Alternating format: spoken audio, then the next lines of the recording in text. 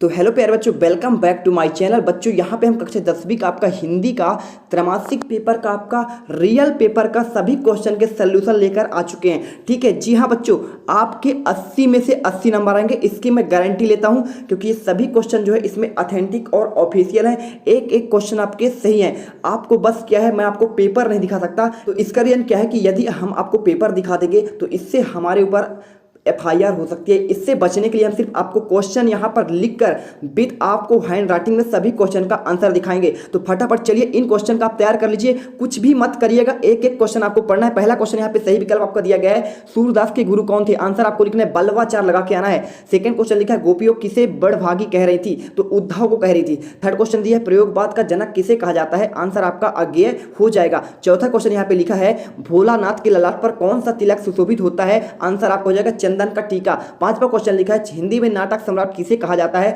तो आप जानते हैं जयशंकर प्रसाद, इनकी रचना है एक घूट, ये नाटक है इनका। ठीक है, इसके बाद छठा क्वेश्चन लिखा है समास के कितने प्रकार होते हैं? इसका आंसर आपका राइट हो जाएगा 6 प्रकार होते हैं। ठीक है, इसके बाद आपका सातवां लिखा है राम लक्ष्मण परशुराम संवाद रामचरित के किस कांड से लिया गया है? तो आपका बाल कांड आंसर लिख देना है। आठवां क्वेश्चन दिया है शांत रस का स्थायी भाव क्या होता है? आंसर आपका हो जाएगा निर्वेद। इसके बाद देखिए नौवां क्वेश्चन यहाँ पे दिया है बाल गोविंद भगत गाते समय क्या बजाया करते थे? तो उत्तर आपका खंजरी होगा। ये सभी क्वेश्चन आपके एक एक क्वेश्चन आएंगे, आप 80 में से 80 लाएंगे। ठीक है, इसकी गारंटी है, तो कहीं मत जाइएगा, इन सभी क्वेश्चन को पढ़िएगा और अंत तक आपको ये वीडियो देखना है। ठीक है, इसके बाद देखिए क्वेश्चन लिखा नि धन चय में आपका कौन सा संधि है? आंसर आपका विसर्ग संधि हो जाएगा। काफी मेहनत करते हैं बच्चों, तब जाकर ये आप तक वीडियो पहुंचाते हैं। तो वीडियो अच्छी लग रही है तो वीडियो को लाइक कर दीजिएगा। ठीक है, और पेपर के बाद यहाँ कमेंट करने जरूर आइएगा। आपको जो है आना है कि ये क्वेश्चन आते हैं आपके पूरे के पूरे फंसते हैं या नहीं फंसते हैं। क्वेश्चन नंबर फर्स्ट आपका दिया श्रव्य काव्य के आपको यहाँ पर रिक्त स्थान भरना है। तो श्रव्य काव्य के आपके 2 भेद होते हैं, आपको 2 आंसर लगा के आना है। सेकंड में लिखा है श्रृंगार रस का स्थायी भाव क्या होता है? आपका रति लगा के आना है। थर्ड क्वेश्चन में लिखा है प्रतिमा बनाने वाला का नाम क्या है? तो मोतीलाल इसका आंसर हो जाएगा, आपको करके आना है। चौथा क्वेश्चन लिखा है भोलानाथ का वास्तविक नाम क्या है? आंसर आपको तारकेश्वर नाथ लिख के आना है। इसके बाद देखिए पांचवा क्वेश्चन यहाँ पे हो जाएगा, ये पेपर जो है अभी मॉर्निंग में मिला है, इसलिए आपको मॉर्निंग में ही आंसर बना रहा हूँ। 4 घंटे 5 घंटे आपके लिए काफी है। 10 से लेकर 12 बजे तक आप अच्छे से तैयारी करिए। यहाँ पे लिखा है त्रिभुवन का समास विग्रह 3 भुवनों का क्या होता है? 3 भुवनों का आपका समूह हो जाएगा, ये आपको भर के आना है। छठा क्वेश्चन में आपको भर के आना है सरस्वती पत्रिका का संपादन कौन थे? तो आपको लिखना महावीर द्विवेदी के द्वारा किया गया था। इसके बाद क्वेश्चन नंबर 3 में यहाँ पे एक शब्द या एक वाक्य में आपको आंसर लिखना है। प्रिय छात्रों, जिसकी अंग्रेजी कमजोर है और परीक्षा के समय आप लोग नकल का सहारा लेने लगते हैं क्योंकि आपकी अंग्रेजी की नींव कमजोर होती है, इस पुस्तक में वह सब कुछ है जो आपके प्रश्न पत्रों में पूछा जाता है। मैं इसी ग्रामर से बच्चों को पढ़ाता हूँ। मैं सभी को सजेस्ट करता हूँ कि आप इस पुस्तक को जरूर पढ़ें, 100% आपकी नींव मजबूत हो जाएगी। इस पुस्तक का लिंक डिस्क्रिप्शन पर उपलब्ध है, आप वहां जाकर अमेजॉन व फ्लिपकार्ट से परचेस कर सकते हैं। यहाँ पे लिखा है नीरस शब्द की संधि विच्छेद बताइए, तो उत्तर आपका होगा निधन रस हो जाएगा। दूसरा क्वेश्चन लिखा है सूरदास ने किस भाषा में काव्य की रचना की है? आंसर लगा के आना है आपको एक वाक्य में ब्रज भाषा। तीसरा क्वेश्चन यहाँ पे हो जाएगा हिंदी साहित्य का जागरण काल किस युग को कहा जाता है? तो आंसर आपको भारतेंदु युग लगा के आना है। चौथा क्वेश्चन में लिखा है बाल गोविंद भगत के कितने बेटे थे? तो आपको एक लगा के आना है, एक बेटा था। पांचवा क्वेश्चन यहाँ पे क्या लिखा है नाक किसका प्रतीक माना जाता है? आंसर आपको लिखना है मान सम्मान का। छठा क्वेश्चन लिखा है रोला छंद कितनी मात्राएं होती हैं? तो 24 मात्राएं होती हैं। वीडियो पसंद आए तो वीडियो को दिल से लाइक करना है आपको बच्चों, और साथ ही चैनल को सब्सक्राइब कर लीजिए, क्योंकि यहाँ अभी आपको लगातार ओरिजिनल पेपर का आंसर डेली पहुंचाया जाएगा। तो आप सब्सक्राइब कर लीजिएगा, साथ ही बेल आइकन को प्रेस कर लीजिएगा। चौथा क्वेश्चन यहाँ पे दिया गया है सत्य और असत्य लिखिए। देखिए पहला क्वेश्चन यहाँ पे लिखा है विनय पत्रिका सूरदास की रचना है। तो क्या है? विनय पत्रिका सूरदास की नहीं है, किसकी है? तुलसीदास की रचना है, इसलिए असत्य हो जाएगा। सेकंड क्वेश्चन लिखा है रोला छंद में 24 मात्राएं होती है। तो बिल्कुल होती है, इसलिए क्या हो जाएगा हमारा? ये सत्य हो जाएगा। तीसरा क्वेश्चन लिखा है बाबूजी कुश्ती में हमको हरा देते हैं। तो इसका असत्य हो जाएगा, नहीं हरा पाते हैं। ठीक है, चौथा क्वेश्चन यहाँ पे लिखा है मनोहर शब्द में व्यंजन संधि है। तो मनः धन हरा, यहाँ पे कौन सा है? विसर्ग संधि इसमें है, इसलिए हमारा क्या हो जाएगा? ये असत्य हो जाएगा। इसके बाद देखिए यहाँ पे अगला क्वेश्चन क्या दिया है, यहाँ पे पांचवा दिया प्रयोगवाद का प्रारंभ 1943 से माना जाता है। तो ये आपका सत्य हो जाएगा। इसके बाद छठा लिखा है कैप्टन को बिना चश्मों वाली नेताजी की मूर्ति बुरी लगती थी। तो ये आपका सत्य हो जाएगा। आठवां क्वेश्चन यहाँ पे लिखा है, सातवां क्वेश्चन रिपोर्टाज फ्रेंच भाषा का शब्द है। तो ये भी आपका क्या हो जाएगा? करेक्ट हो जाएगा। एक एक क्वेश्चन के आपके सही आंसर बताए जाएंगे, आपको बस ये क्वेश्चन पढ़ के जाना है। ठीक है, इसके बाद आपका सही जोड़ी है, सही जोड़ी के मैंने सीधे सीधे यहाँ पे आंसर लिख दिया है। आत्मकथा आपका क्या हो जाएगा? जयशंकर प्रसाद। गुरु का आपका हो जाएगा चीटी। जार्ज पंचम की नाक आपका क्या है, ये कमलेश्वर पाठ से, ठीक है। इसके बाद गद्य हमारी क्या है, एक विद्या है। इसके बाद नेताजी का चश्मा क्या हो जाएगा, स्वयं प्रकाश हो जाएगा। माता का आंचल आपका छायावाद हो जाएगा। और रामचरितमानस आपका क्या हो जाएगा, एक महाकाव्य कहलाता है, जिसमें 8 या 8 से अधिक सर्गों उसे कहते हैं महाकाव्य, ठीक है। इसमें यह भी क्वेश्चन आया है कि आपका महाकाव्य और खंड काव्य में अंतर बताना है। देखिए इसके बाद आपका सेवा करने वाला कहलाता है सेवक।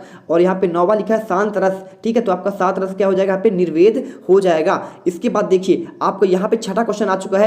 यहाँ पे लिखा है रीतिकालीन की 2 रचनाएं आपको लिखना है। तो ठीक है, क्या लिखना है, देखिए रचनाएं लिखना है। तो सिर्फ मात्र आपको इसमें रचनाएं लिखा है। यहाँ पे 2 अंक का क्वेश्चन जो है प्रारंभ हो चुका है, ठीक है। तो आपको इसको डायरेक्ट लिख देना है। केशव दास का रचना है रसिक प्रिया और कवि प्रिया। 7वां क्वेश्चन में दिया है उद्धव के व्यवहार की तुलना किस किस से की गई है। तो इसका आंसर ये आपको स्क्रीन में दिख रहा है। इस पूरे आंसर को आपको अच्छे से याद करना है, स्क्रीनशॉट कर लीजिए और वीडियो को पॉज कर बार बार देखिए और बार बार पढ़िए और याद करके जाइए। एक एक नंबर आपके मिलेंगे। इसके बाद देखिए क्वेश्चन नंबर यहाँ पे 7वां क्या दिया गया है, यहाँ पे हो चुका है 8वां क्वेश्चन। इन सभी में 8वां क्वेश्चन है। मैंने 7वां क्वेश्चन में सरल वाला क्वेश्चन था, इसलिए 6ठा और 7वां में, इसलिए मैंने इसको करा दिया। अब 8वां सहित आपको कराऊंगा, ठीक है। यहाँ पे देखिए यही क्वेश्चन आपको देखने को मिलेंगे।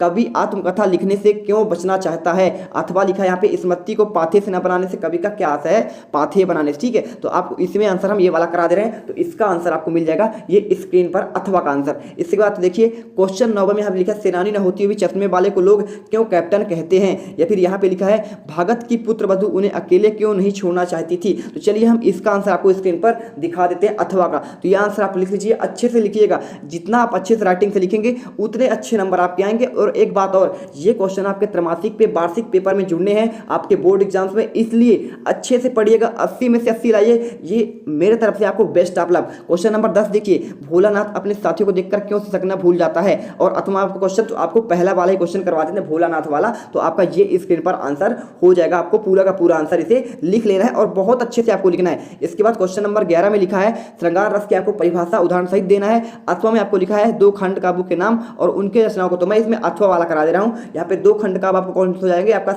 एक हो जाएगा सुदामा चरित हो जाएगा नरोत्तम दास का, और एक आपका हो जाएगा पंचवटी किसका हो जाएगा, मैथिली शरण गुप्त का हो जाएगा। तो यह आंसर इसमें डायरेक्ट लिखा हुआ है, आपको इसको डायरेक्ट लिख लेना। क्वेश्चन नंबर 12 में देखिए यहाँ पे लिखा है महाकाव्य और खंड काव्य में आपको 2 अंतर लिखना है। मैं आपको यहाँ पे 3 अंतर दिखा रहा हूँ, 3 में से जो याद हो जाए फटाफट याद कर लीजिए और इसे लिख लीजिए। क्वेश्चन नंबर 13 में क्या लिखा है, काव्य की आपको परिभाषा लिखना है और इसको रस के अंग बताना है। तो काव्य की परिभाषा का मैं आंसर यहाँ पे आपको दिखा दे रहा हूँ, आपका ये रहा स्क्रीन पर, अच्छे से लिखिए। और दुआ है कि सारे 80 के 80 नंबर करके आप आएंगे आंसर जानने के बाद, ठीक है। 14वां क्वेश्चन लिखा है हरिगीत का छंद का परिभाषा और उत्तर सहित आपको लिखना है। अथवा में आपका उल्लाला छंद की परिभाषा और उदाहरण सहित आपको लिखना है। तो चलिए आपको उल्लाला का यहाँ पे मैं दिखा दे रहा हूँ। तो यह आंसर आपका हो गया, अच्छे से लिख लीजिए, स्क्रीनशॉट कर लीजिए, पॉज कर करके अच्छे से पढ़ लीजिए।